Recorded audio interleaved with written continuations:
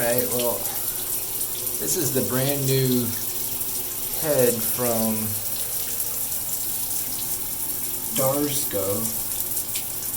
You can see though that many of the pinholes are not releasing water though. I connected it up last night, and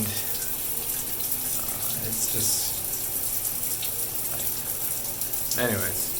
The good news is that the water was coming through, but something has caused the water flow for the entire house to decrease in water pressure.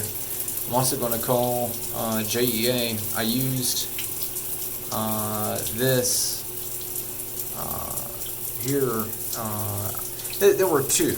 I wanted the one that had the on-off, but he showed me this and it had more pinholes, but you can see the pinholes don't work. So I'm returning it to Darsco as an inferior product. And we'll see what we can do with this stuff. No, I'm just showing that this thing, anyways, this Chatham thing.